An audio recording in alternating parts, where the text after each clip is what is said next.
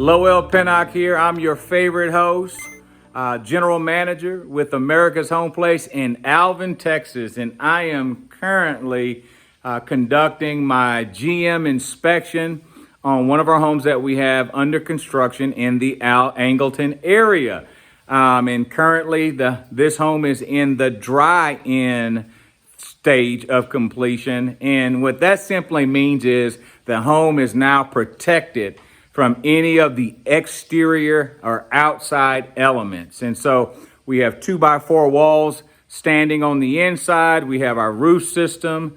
We have our electrical systems installed. We also have our plumbing systems installed, as well as our mechanical systems. And so what we're gearing for or preparing for is the punch out phase, where we call all of our trades back in to make their necessary corrections.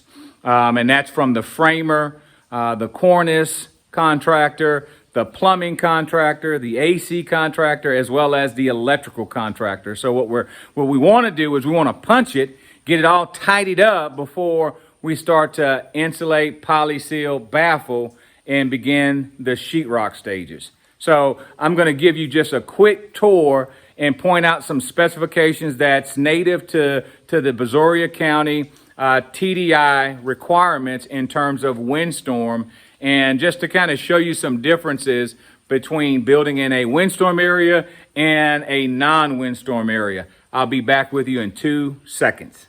Okay guys, as you can see, we are stocked with sheetrock. In fact, the sheetrock vendor delivered the sheetrock today. And what you're gonna notice is we have our windows, as I mentioned earlier, installed. Our exterior doors are installed. We have electrical installed, electrical boxes. We have our platform or catwalk for our AC system with ductwork, exhaust fans, etc. We have our rough-in plumbing topped out with our tubs in, and this is a guest secondary bathroom. It's going to feature a single lavatory, a commode, and a tub shower combo. And by the way, the back area of that tub shower will be tile. You see all these red marks. These are all notes from the project manager, who has already done his punch walk, notating what corrections need to be completed by each individual independent trade contractor, from, as I mentioned earlier, from the framer to the plumber, electrician, and the HVAC contractor.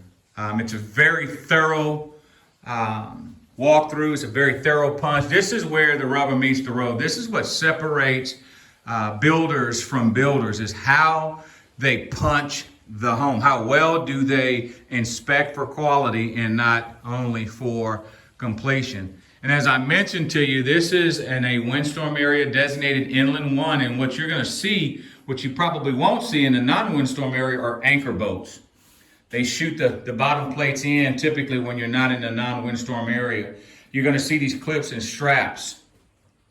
These HTT5 straps or clips right at the corner, and these are at every corner for upload resistant purposes. That strap that's actually coming out of the slab is actually tied in to the slab to actually anchor your bottom plates and your stud walls all the way up. You see your H2.5s.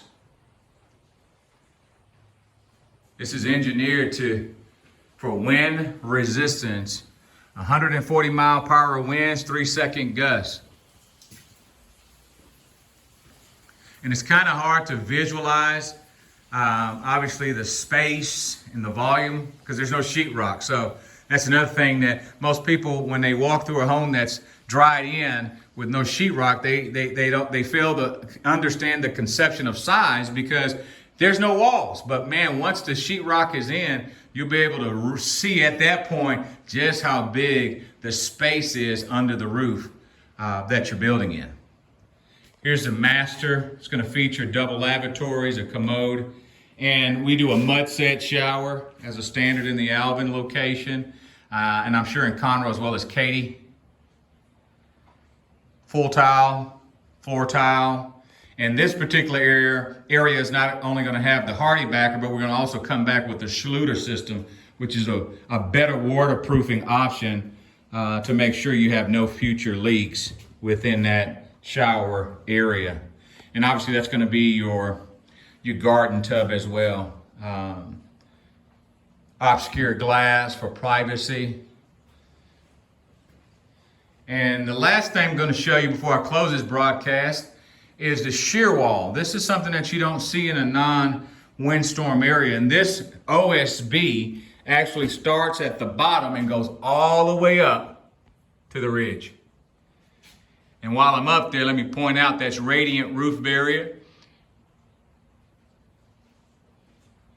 or what you would call tech shield.